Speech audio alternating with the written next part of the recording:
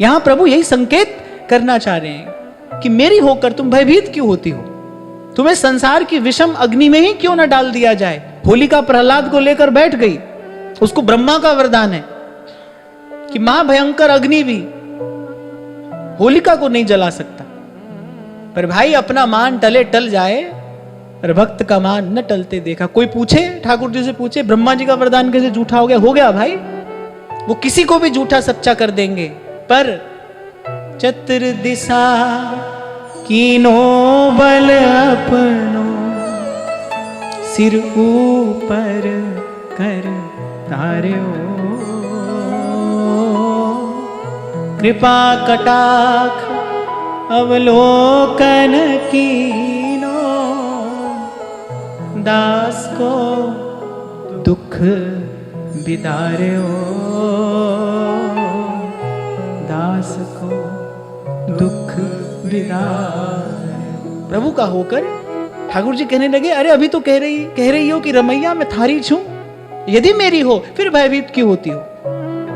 तो जब गिरधर गोपाल भी मौन है तो मीरा को संकेत मिलने लगा कि शायद इसमें प्रभु की स्वीकृति है, शायद प्रभु ऐसा ही चाहते हैं।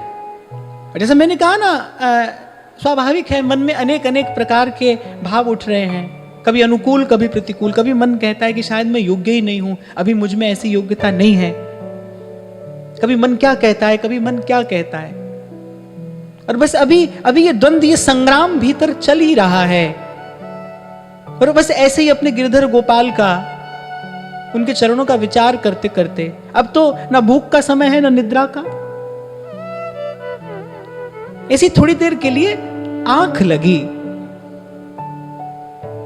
लगी और बस वो तो उस झपकी ने धन्य कर दिया मीरा को। क्या देखती है? सुंदर श्याम कर्ण अश्व पर सवार होकर द्वारिकाधीश पधार रहे हैं।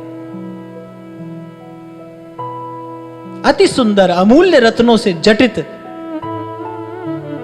वो विवाह के मंगलमय वस्त्र हैं, वो आभूषण हैं।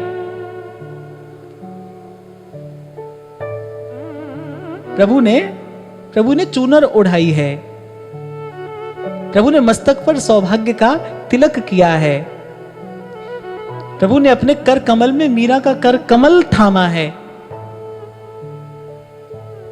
और दृष्टि से वो अमृत पिलाया कि तुम मेरी हो। केवल तुम नहीं कहती मैं तुम्हारी हूं, मैं भी स्वीकार करता हूं कि तुम मेरी हो। समर्पण तभी पूर्ण होता है जब प्रभु भी स्वीकार कर लें।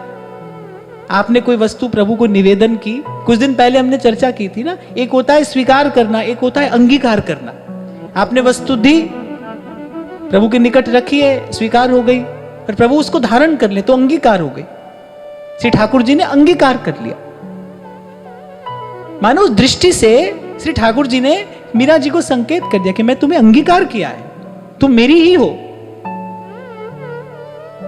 और वो दृष्टि, वो एक क्षण की दृष्टि, वो पर्याप्त थी सदा सदा का अवलंब दे जाने के लिए, सहारा दे जाने के लिए, भरोसा बन जाने के लिए कि जहां की प्रीत गोविंद स्यों लागी, दुख दर्द प्रम ताका भागी।